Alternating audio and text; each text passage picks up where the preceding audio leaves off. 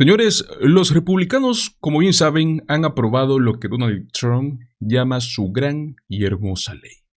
Que por cierto, no es ni grande ni hermosa, a menos que seas multimillonario. Esto ya no es gobernar, esto es saquear con una gorra roja gigante. El Partido Republicano prácticamente nos vendió al mejor postor. Y de paso, le dedicó un enorme dedo del medio a casi 14 millones de personas, hombres, mujeres y niños. ¿Todo esto para qué? Para que sus amigos multimillonarios sigan nadando en exenciones fiscales. My Republican colleagues who assure what is in and not in this bill, in this process that has been this rushed, when you wake up in the morning, you will realize that you voted to defund Planned Parenthood and to take away health care from 13.7 million Americans. And when this country wakes up in the morning, there will be consequences to pay for that. Alexandria Ocasio-Cortez lo ha dejado clarísimo. Esta ley destroza Medicaid, recorta beneficios esenciales, canaliza más riqueza hacia los de arriba, mientras los demás nos dicen que deberíamos sentirnos afortunados solo por existir en la América de Trump. Buckle up, America, and put your seat in the upright position, because with the passage of this bill, the golden age of America is ready for takeoff. Esto no es una era dorada, es una era bañada en oro, y solo por fuera. Esta ley no hace a Estados Unidos grande, hace a los pobres más pobres y a los ricos más ricos. Básicamente es el mismo viejo truco de la economía de goteo. Pero bueno, ahora con un lifting facial, ¿no? Solo para los multimillonarios. Ojo, no olvidemos algo. Durante su campaña, Trump prometió proteger a los multimillonarios. No a ti, no a los demás, solo a los multimillonarios. Because you're all people that have a lot of money. I know 20 of you and you're rich as hell. We're going to give you tax cuts. We're going to pay off our debt. We're going to do all of the things. Y ahora los republicanos quieren hacerles creer que esto fue una victoria para todos. The One Big Beautiful Bill also helps get our fiscal house in order by carrying out the largest deficit reduction in nearly 30 years with $1.6 trillion in mandatory savings. ¿Y cómo justifican que hayan destruido Medicaid? Inventaron esta fantasía de que quienes lo reciben son jóvenes flojos, que no tienen empleo, que viven en el sótano de su madre jugando videojuegos. They would just get a job, they could keep their Medicaid. Returning work requirements. So, for example, you don't have able-bodied young men on a program that's designed for single mothers and the elderly and disabled. You save a lot of money and you return the dignity of work to young men who need to be out working instead of playing video games all day. The able-bodied person I'm talking about is the 25-year-old who's sitting on his couch playing Xbox. And you think there's just a ton of those? That's the person that I feel like should. If somebody's able-bodied and they can go get a job and they're living in their mom's basement playing video games, I'm sorry, you got to go get a job. This program was designed for the truly needy, the disabled people. Most of them are what's called the expansion population. So again, they are able-bodied, healthy people. They are not traditional Medicaid, which is there for the disabled, the elderly, pregnant women, children. And again, most Americans believe, look, we need that safety net, but you don't have it for an able-bodied young person, living in their parents' basement who just decides they don't want to work. So we're taking it away from is the able-bodied adult with no children who refuses to work. And we're not talking about people who are disabled. We're talking about able-bodied recipients of Medicaid. That folks who are sitting around, if you're 33 years old and you're living in your parents' basement, perhaps you should, if you're receiving Medicaid benefits, if you're down there playing video games, maybe you should try and go out and get a job if the federal government is going to help pay for some of your health care. That's not an unreasonable thing. Yeah, the taxpayers, that's right. That's what Medicaid is for, not for 29-year-old males sitting on their couches playing video games. We're going to find those guys and we're going to send them back to work. That's what everybody supports. That's what the Republicans are for. And by the way, we find dignity in our work. That's going to be good for everybody. Pero aquí está la verdad, que ellos no quieren que sepas. La mayoría de quienes están en Medicaid sí trabajan, y quienes no lo hacen son o cuidadores o personas con discapacidad, estudiantes o jubilados. No exactamente este ejército de vagos que los republicanos pintan en sus discursos. Ellos miraron a sus votantes directo a los ojos, les prometieron que no tocarían Medicaid, no tocarían Medicare, no tocarían los cupones de alimentos, y luego hicieron exactamente lo contrario. Saquearon sus bolsillos para engordar aún más a ese 1%. Can you guarantee that your voters who supported the election, particularly working class voters, will not lose health insurance under this bill? Oh, they won't lose health insurance. Not only that, remember, I'm cutting drug prices by 85%. And right now, I'm saving it. I'm saving the whole thing because I did something that nobody was willing to do. Other countries pay a tiny fraction what we do. And I instituted favored nations. We're now going to pay the lowest in the world. We're going to be the equivalent of the lowest country in the world. Mis amigos, eso fue lo que Trump prometió. Y lo hizo 2 días antes de la votación, ojo. Pero bueno, aquí estamos.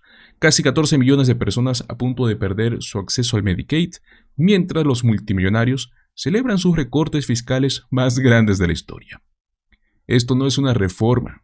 Esto es un atraco económico y en cámara lenta. Si el plan de salud de Trump era todos pierden, entonces su misión se cumplió. Y si aún no lo notaron, cuando Trump dice algo, lo más probable es que la verdad sea exactamente lo contrario. In the top 20% of Americans, you're going to get roughly a 3.7% increase in your after-tax income, really all from these tax cuts. But if you go all the way to the bottom and everything in between essentially leads you to the bottom, if you're in the bottom 20%, you actually lose $800. Why do you lose $800? You get a very small tax cut, and you get a very large cut in Medicaid and these other benefits that we were just talking about that affects the 20% disproportionately. So this is a highly regressive bill that essentially favors the wealthy, doesn't do much for the middle class, and hurts the poor. And then if you want to see this in stark comparison, if we simply eliminated the tax cuts for people making over $500,000 a year, which is roughly what President Biden was proposing, it would save $1.1 trillion. That happens to be just slightly more than the Medicaid cuts and the food stamps or SNAP cuts, if you will, put together. So if we simply eliminated these tax cuts, we could eliminate these budget cuts on these poor people and end up, from a budget point of view, in the same. Esta supuesta gran y hermosa ley podría ser fácilmente la pieza legislativa más destructiva de los últimos tiempos. Justo antes de votar, ¿qué estaban haciendo los republicanos? No estaban pensando en ti. Estaban ocupándose poniendo el nombre de Trump a todo, como si fuese un casino quebrado. En un momento que parece sacado de una secta extraña, aprobaron una cláusula para renombrar una cuenta de ahorro para bebés con el nombre de Trump.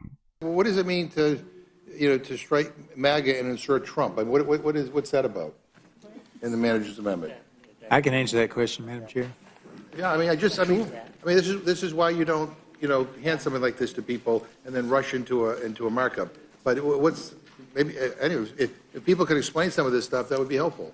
All of that language was in the original bill, and they were creating this new trust that you would, for a child born in, I think, 4 or 5 year period. I don't remember now if it was a 4-year period or a 5-year period. You could set up a trust. There was all kinds of rules about the qualifications of the trustee. It had to be a bank, et cetera, and the name of the trust originally was going to be the MAGA trust that you set up for the child, and the government was going to put in, I believe, if I remember correctly, it was $1,000 for each child where the family set this up, and they were going to call them MAGA trusts. And why the name change? The wisdom was to change that to the Trump trusts. Oh, hell no. You're going to name these accounts? Why? So the Cory Booker idea, this was Cory Booker's idea. It's his baby bonds. Now he was willing to call it baby. Y es que nada dice futuro financiero seguro. Nada más que ponerle el nombre de un tipo que ha quebrado 6 veces al fondo de ahorros de tu bebé. Y no es todo, porque en el último momento metieron una cláusula para que los compradores de silenciadores de armas no tengan que registrarlos. Esto es lo que están haciendo. This long-standing federal policy should be overturned in the middle of the night, and I'd urge a yes vote on my amendment. Yes, and I'll yield to Mr. McGovern. Mr. Scott. It's actually not a silencer, it's a suppressor. It doesn't. I'm sorry, it is still my time. If we look at your manager's amendment, it says that the section is amended by striking any silencer. Okay. Well, then I apologize. I don't want to argue with you. And you can look up the National Firearms Act. I'm sorry, it's still my time, and I'm yielding to Mr. McGovern. I would just say, I support. Oh, never mind then. I thought you wanted to engage in a debate, but that's okay. I'm opposed to it. I had yielded to him first. Y aunque la mayoría de los republicanos votaron a favor de esta basura legislativa, hubo dos excepciones. Uno de ellos fue Thomas Massie. I'd love to stand here and tell the American people, we can cut your taxes and we can increase spending and everything's going to be just fine. But I can't do that because I'm here to deliver a dose of reality. This bill dramatically increases deficits in the near term, but promises our government will be fiscally responsible 5 years from now. Where have we heard that before? How do you bind a future Congress to these promises? This bill is a debt bomb ticking. Congress can do funny math, fantasy math, if it wants, but bond investors don't. And this week, they sent us a message. Moody's downgraded our credit rating, and the bond investors who buy our debt and finance our debt demanded higher interest rates on the 10-year note, the 20-year note, and the 30-year note. What does this mean? Very soon, the government will be paying $16,000 of interest alone per U.S. family. And what are we telling them? Instead of taking care of that problem, we're going to give you a $1,600 tax break. Under the taxing and spending levels in this bill, we're going to rack up, the authors say, $20 trillion of new debt over the next 10 years. I'm telling you, it's closer to $30 trillion of new debt in the next 10 years. Mr. Speaker, we're not rearranging deck chairs on the Titanic tonight. We're putting coal in the boiler and setting a course for the iceberg. If something is beautiful, you don't do it after midnight. Y bueno, me escucho un poco extraño al decir esto, pero Massie tiene razón. Esta ley va a inflar el gasto, va a inflar la deuda pública y será hasta niveles ridículos. Y si no apoyas a Trump, él mismo se va a encargar de ponerte un rival en las primarias. You had two Republicans last night that voted against this bill, Congressman Massie and Davidson. Does the president think that they should be primaried? I believe he does, and I don't think he likes to see grandstanders in Congress. What's the alternative, I would ask those members of Congress? Did they want to see a tax hike? Did they want to see our country go bankrupt? That's the alternative by them trying to vote no, and the president believes the Republican Party needs to be unified, and the vast majority of Republicans clearly are, and are listening to the president. They are trusting in President Trump as they should, because there's a reason he's sitting in this Oval Office. It's because he's the unequivocal leader of the Republican Party. Not just a president for Republicans, but all Americans. The president's approval rating is at an all-time high right now. Otros, como Chip Roy, también pasaron semanas llorando por el gasto excesivo, ¿no? Hablando de responsabilidad fiscal. Cuando llegó la hora de votar, se arrodillaron ante Trump como cobardes sin columna vertebral. What about the impact on the deficit? I mean, there's CBO suggests this could be trillions of dollars in the next several years. No. That's accurate, and I don't like that one bit, but I don't know what the other option is right now. Y bueno, luego está Tim Burchett. Básicamente dijo, sí, esta ley va a aumentar el déficit por billones. No me gusta nadita, pero bueno, no sé qué otra opción hay ahora. So where does this go from here? That is the question facing Republicans, because now it passed the House by the narrowest of margins. The United States Senate will have its turn to move ahead. Republican senators have their own ideas. Some of them are concerned about those cuts on Medicaid. Some of them are concerned about how it's dealing with so-called green energy tax credits. It would phase out a lot of those green energy tax credits that were enacted under the Inflation Reduction Act. That has caused actually ample concern from some members who are worried about the impacts in their states and their districts. Look for Republicans to try to change. Y bueno, pues, Tim, sí tenías otra opción. No votar a favor. Pero bueno, amigos, ese es el Partido Republicano hoy en día. Este es el Partido Republicano 2025. No tienen ni la mínima, ni una pizca de fibra moral. Cero ética. Traicionan a su propia gente, si es que eso significa mantenerte y abusar del poder. Si quieren pruebas, tan solo miren a Nancy Mace. Y bueno, si aún no lo ven claro, el Partido Republicano no da un centavo por sus votantes. Y amigos, estamos hablando de votantes que dependen de los mismos programas que acaban de mutilar. Asistencia alimentaria, Medicaid, ayuda para la vivienda y el alquiler. Bueno, algunos ejemplos, ¿no? Al final, amigos, esta gran y hermosa ley de Trump hace exactamente para lo que fue diseñada: castigar a los pobres y premiar a los ricos. Pues bueno, señores, hablando un poco de caos, del caos económico que Trump ha estado provocando con esta política comercial, ¿no? Hablamos de tarifas impredecibles, ataques al comercio global, recortes al estado del bienestar. Y todo esto en nombre de un supuesto patriotismo económico. Pero detrás de toda esta palabrería, ¿no?, hay consecuencias muy reales que terminan afectando a todos, incluso a los que no viven en Estados Unidos. Veamos de qué se trata. Joining us now, Professor of Economics and Public Policy at the University of Michigan, Justin Wolfers, writer-at-large and host of the Bulwark podcast, a Bulwark podcast, and MSNBC political analyst Tim Miller, and national affairs correspondent at The Nation, John Nichols. First off, I'm very happy that I bought my knee-high leather boots last December. I got that out of the way. Justin, I thought we were headed towards some semblance of stability. It looked that way, at least. The China tariffs were coming down to 30%. There was a deal made with the UK. Donald Trump talked about how he was optimistic about a deal with the EU. He was exempting electronics like the iPhone. By the way, he clarified today in the Oval Office that it's not just the iPhone. It'll be any company, Samsung, whatever, making that sort of product. They've got to make it here in the United States.